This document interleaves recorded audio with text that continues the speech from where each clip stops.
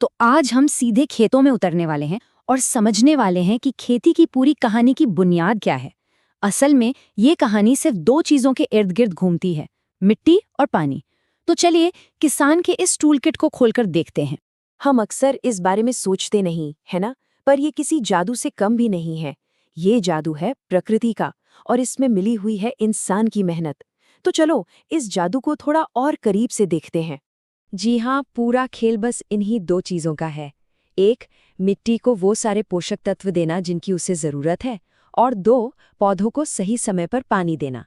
बस यही है अच्छी फसल का पूरा सीक्रेट।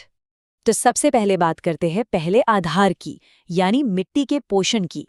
देखिए, जैसे हम सबको सेहतमंद रहने के लिए अच्छा खाना चाहिए, ठीक वैसे ही पौधों को भी बढ़ने के लिए मिट्टी से अच्छा पोषण चाहिए होता है। और ये पोषण मिट्टी में मिलाया जाता है खाद और उर्वरक के रूप में। अब दोनों का काम तो एक ही है, मिट्टी को उपजाऊ बनाना। लेकिन इनके काम करने का तरीका और नतीजा एक दूसरे से बहुत अलग है। और बस यहीं से खेती की दुनिया की एक बड़ी बहस शुरू हो जाती है कि भाई फैक्ट्रियों में बने केमिकल वाले उर्वरक बेहतर हैं या फिर हमारी सदियों पुरानी पूरी तरह से नेचुरल जैविक खाद। चलिए दोनों को समझते हैं। और देखिए, ये सवाल सिर्फ किसानों के लिए नहीं है, ये हम सब के लिए ज़रूरी है, क्योंकि इसका जवाब ही ये तय करता है कि जो खाना हमारी थाली में आ रहा है वो कैसा है और हमारी ज़मीन का भविष्य कैसा होगा। इस टेबल को देखिए जरा। एक तरफ है उर्वरक, ये फैक्ट्रियों में बनता है और एनपीके मतलब नाइट्रोजन, फास्फोरस और पोटेशियम जैसे पोषक तत्वों से भरा होता है। ये पौधों के लिए एक एनर्जी ड्रिंक की तरह है, तुरंत असर। दूसरी तरफ है खाद, ये खेतों में ही बनती है, एकदम नेचुरल तरीके से। माना कि इसमें पोषक तत्व थोड़े कम होते हैं, लेकिन ये मिट्टी को ह्यूमस देती है, जो समझ लीजिए मिट्टी की जान होती है। तो ये लड़ाई है इंस्टेंट एनर्जी बनाम लंबी सेहत की। तो अब सवाल ये उठता है कि अगर खाद में पोषक तत्व कम हैं, तो भी उसे इतना बेहतर क्यों माना जाता है? इसका सारा राज मिट्टी की अपनी सेहत में छिपा है।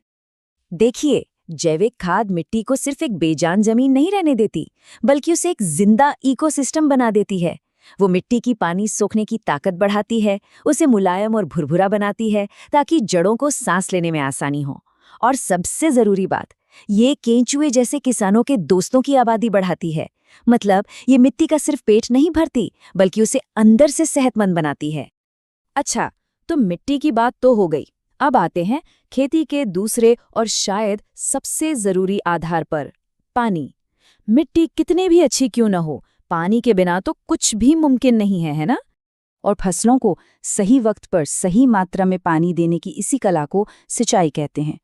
ये सिर्फ एक रूटीन काम नहीं है, बल्कि ये वो प्रक्रिया है जो फसल की किस्मत तय करती है। ये जानकर शायद थोड़ी हैरानी हो, लेकिन किसी भी पौधे का लगभग 90% हिस्सा पानी ही होता है। सिर्फ ये एक नंबर ही पानी की अहमियत बताने के लिए काफी है। तो सिंचाई का मतलब सिर्फ प्याज बुझाना नहीं है। पानी ही वो ताकत है जिससे बीज में से कोपल फूटती है।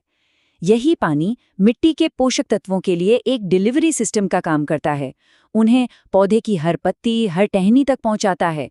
और हाँ, यही पानी फसल को कड़ाके की ठंड और लू दोनों से बचाता है। तो भाई, ये पानी आता कहाँ से है? किसान अपनी फसलों के लिए पानी का इंतजाम कहाँ से करते हैं? इसके कई स्रोत हैं, कुछ कुदरती तो कुछ इंसानों के बनाए हुए। पानी जमीन के नीचे से भी आता है, कुओं और ट्यूबवेल के जरिए, और जमीन के ऊपर भी मौजूद है, तालाबों, झीलों, नदियों और हाँ, बड़े बड़े डैम और उनसे निकली नहरों की शक्ल में।